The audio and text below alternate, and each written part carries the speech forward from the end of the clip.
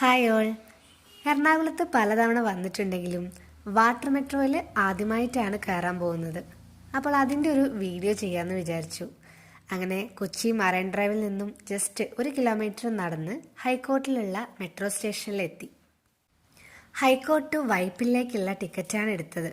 ഒരാൾക്ക് 40 റുപ്പീസാണ് ticket rate വന്നത്. അങ്ങനെ വാട്ടർ മെട്രോ വന്നു. കുറച്ച് നേരമേ വെയിറ്റ് ചെയ്യേണ്ടി വന്നുള്ളൂ. നമ്മൾ അതിനകത്തേക്ക് കയറി. നല്ല വ്യൂ കിട്ടാൻ സൈഡ് സീറ്റ് കിട്ടണേന്ന് വിചാരിച്ചായിരുന്നു പോയത്. ബട്ട് നേരത്തെ കുറേ യാത്രക്കാർ വേഗം വന്ന് അതിൽ സ്ഥാനം പിടിച്ച് കഴിഞ്ഞിരുന്നു. പിന്നെ കിട്ടിയ സീറ്റിലിരുന്നു.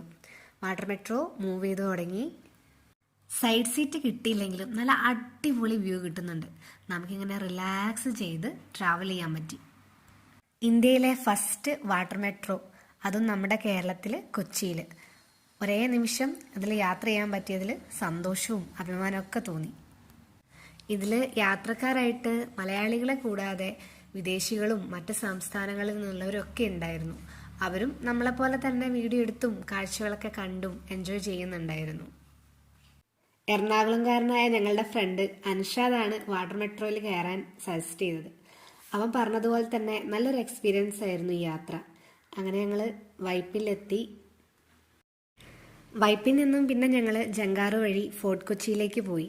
നേരത്തെ അവിടെ പോയതാണെങ്കിലും ജങ്കാറ് വഴി പോകുന്നതിൻ്റെ എക്സ്പീരിയൻസ് ഒന്ന് അറിയാൻ വേണ്ടിയിട്ട് കയറിയതാണ്. അങ്ങനെ ഞങ്ങൾ ഫോർട്ട് കൊച്ചിയിലെത്തി. അവിടെ കുറച്ച് നേരം സ്പെൻഡ് ചെയ്തു. അവിടെ നിന്നും ഹൈക്കോർട്ടിലേക്ക് വാട്ടർ മെട്രോ വഴി തന്നെ തിരിച്ചു വന്നു.